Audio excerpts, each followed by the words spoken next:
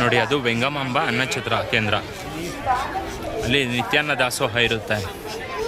ಬೆಳಗ್ಗೆ 7 ಗಂಟೆಗೆ ಶುರು ಆದರೆ ರಾತ್ರಿ 11 ಗಂಟೆವರೆಗೂ ಫ್ರೀ ಊಟ ಇರುತ್ತೆ. ಅಮೃತ ಇದ್ದಂಗೆ ಇರುತ್ತೆ. ಯಾರಾದರೂ ತಿರುಮಲಗೆ ಬಂದರೆ ಮಿಸ್ ಮಾಡಬೇಡಿ.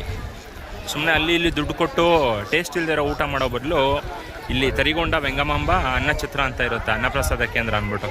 ಇಲ್ಲಿ ಬಂದರೆ ನಿಮಗೆ ಒಳ್ಳೆ ಊಟ ಸಿಗುತ್ತೆ. ಯಾವ ಹೋಟ್ಲಲ್ಲೂ ಸಿಗೋಲ್ಲ, ಯಾವ 5 ಸ್ಟಾರ್ ಹೋಟ್ಲಲ್ಲೂ ಸಿಗೋಲ್ಲ ಅಂಥ ಒಳ್ಳೆ ಊಟ.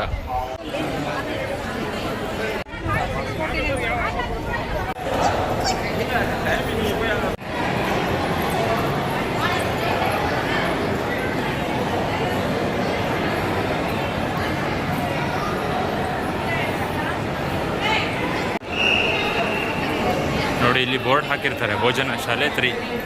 ಇಲ್ಲಿಗೆ ಬಂದರೆ ಇಲ್ಲಿರುತ್ತೆ ಹಾಲ್.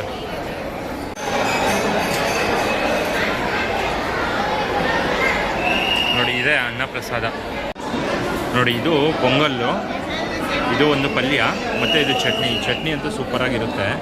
ಮತ್ತು ಪೊಂಗಲ್ಲು. ನೋಡಿ, ಇಲ್ಲಿ ಫುಲ್ ಆಯಿತು ಹಾಲು. ನಾವೇ ಲಾಸ್ಟ್ ಪಂಕ್ತಿ. ಈಗ ನೆಕ್ಸ್ಟ್ ಜನನ ಹಾಲ್ 4ಗೆ ಕಳಿಸ್ತಾ ಇದ್ದಾರೆ. ಇದು ಹಾಲ್ 3.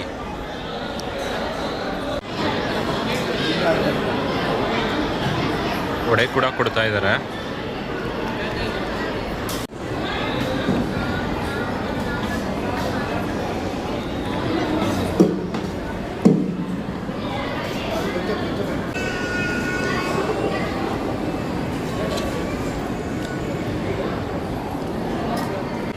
ನೋಡಿ, ಊಟ ಮಾಡಿಕೊಂಡು ಕೈ ತೊಳ್ಕೊಂಡು, ನೋಡಿ ಅಲ್ಲಿ ಕೈ ತೊಳ್ಕೊಂಡು ಇಲ್ಲಿ ಬರೋಷ್ಟೊಳಗಡೆ ಮತ್ತೆ ಎಲ್ಲ ರೆಡಿ ಮಾಡಿದ್ದಾರೆ. ನೋಡಿ, ಹಾಲ್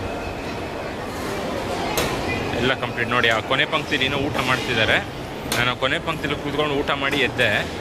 ಕೈ ತೊಳ್ಕೊಂಡು ಬರೋಷ್ಟೊಳಗಡೆ ಮತ್ತೆ ಹಾಲ್ನ ರೆಡಿ ಮಾಡಿದ್ದಾರೆ ನೆಕ್ಸ್ಟ್ ಪಂಕ್ತಿಗೆ.